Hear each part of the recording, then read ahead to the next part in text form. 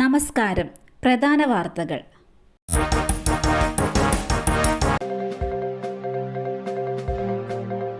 നാലു പേർക്ക് കീർത്തിചക്ര. സൈനിക ബഹുമതികൾ രാഷ്ട്രപതി ദ്രൗപദി മുർമു പ്രഖ്യാപിച്ചു.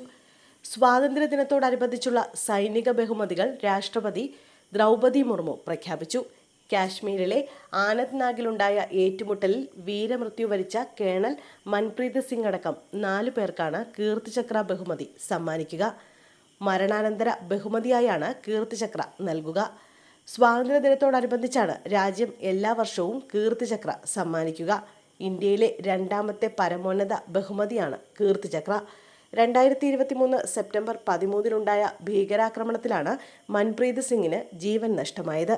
കേണൽ മൻപ്രീത് സിംഗ്, മേജർ ആശിഷ് ധോൻചക്, ഹുമയൂൺ ഭട്ട്, സെപ്പോയി പർദീപ് സിംഗ് എന്നിവരാണ് ആനന്ദ്നാഗിലെ ഭീകരാക്രമണത്തിൽ കൊല്ലപ്പെട്ടത്.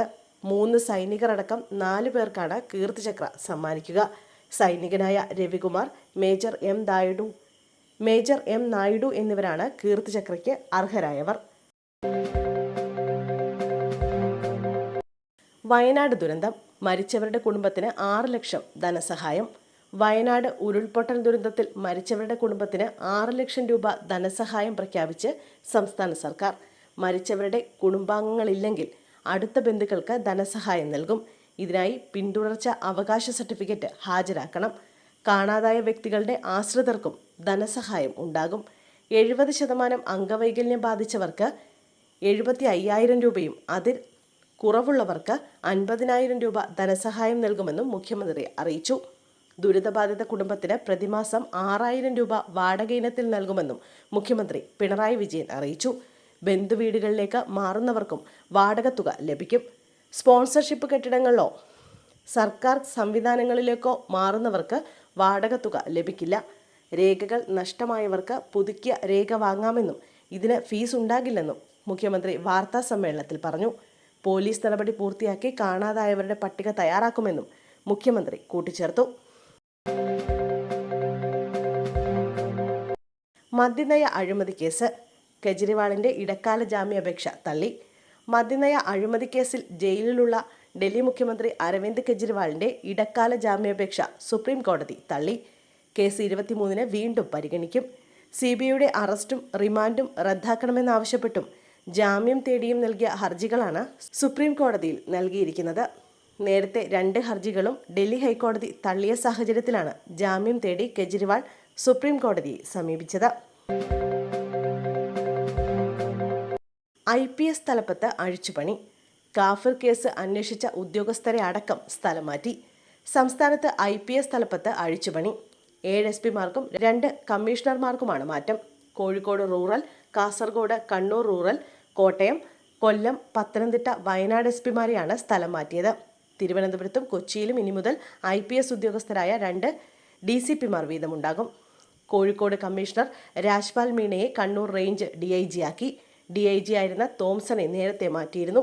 കോഴിക്കോട് റൂറൽ SP അരവിന്ദ് സുകുമാരനും മാറ്റമുണ്ട്. തോംസണും അരവിന്ദ് സുകുമാറുമായിരുന്നു കാഫിർ സ്ക്രീൻഷോട്ട് കേസ് അന്വേഷിച്ചിരുന്നത്. T. നാരായണനാണ് പുതിയ കോഴിക്കോട് കമ്മീഷണർ.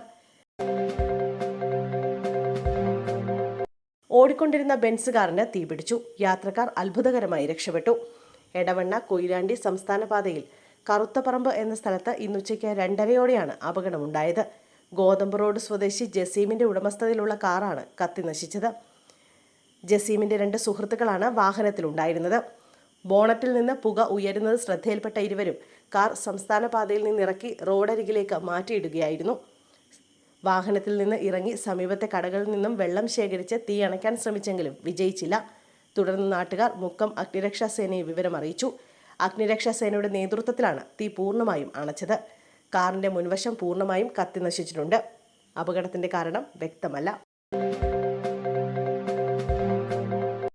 പിറന്നാൾ ആഘോഷത്തിന് വാങ്ങിയ ബലൂണിൽ I love you പാകിസ്ഥാൻ. തൃപ്പൂണിത്തറയിൽ പ്രതിഷേധം. കടയടച്ചു. പിറന്നാൾ ആഘോഷത്തിനായി ഏരൂർ ഭാഗത്തെ കടയിൽ നിന്ന് വാങ്ങിയ ബലൂണിൽ പാകിസ്ഥാൻ അനുകൂല മുദ്രാവാക്യം I love പാകിസ്ഥാൻ എന്ന് ഇംഗ്ലീഷിലാണ് രേഖപ്പെടുത്തിയിരുന്നത്. സംഭവത്തിൽ ഏരൂർ സ്വദേശി ഗിരീഷ് കുമാറിന്റെ പരാതിയിൽ തൃപ്പൂണിത്തുറ പോലീസ് കേസെടുത്ത് അന്വേഷണം ആരംഭിച്ചു. ബലൂണിൽ പാകിസ്ഥാൻ അനുകൂല മുദ്രാവാക്യം കണ്ടതോടെ പ്രതിഷേധമുയർന്നു. തുടർന്ന് കടയടച്ചു.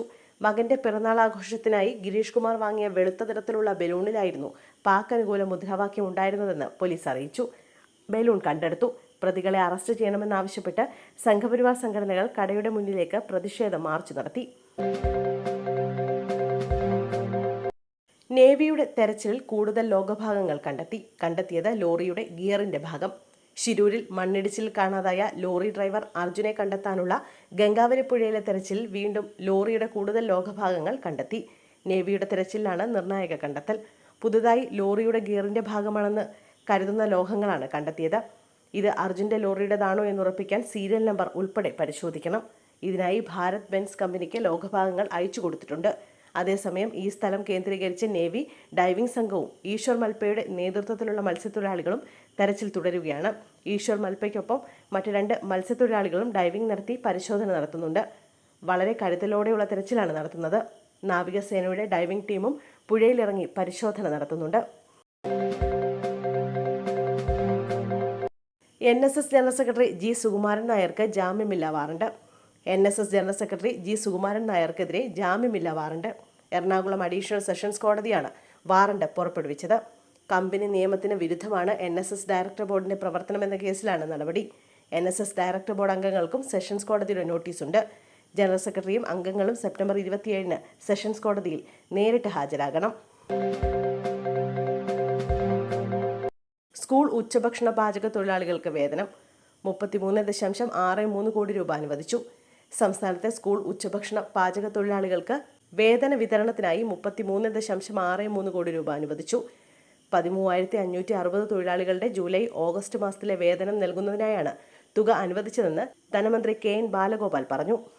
കേരളത്തിൽ സ്കൂൾ ഉച്ചഭക്ഷണ പാചക തൊഴിലാളികൾക്ക് 20 പ്രവൃത്തി ദിവസങ്ങളുള്ള ഒരു മാസത്തിൽ 13,500 രൂപ വരെയാണ് വേതനമായി കേരളത്തിൽ ലഭിക്കുന്നത്. ഇതിൽ കേന്ദ്ര വീതം 600 രൂപ മാത്രമാണ്. ബാക്കി 12,900 രൂപ സംസ്ഥാന ഫണ്ടിൽ നിന്നാണ് നൽകുന്നത്. കേന്ദ്ര മാനദണ്ഡ പ്രകാരം സ്കൂൾ പാചക തൊഴിലാളികൾക്ക് പ്രതിമാസം 1000 രൂപ മാത്രമാണ് ഓണറേറിയമായി നൽകേണ്ടത്. എന്നാൽ കേരളത്തിൽ പ്രതിദിന വേതനം 600 മുതൽ 675 രൂപ വരെ നൽകുന്നുണ്ട്.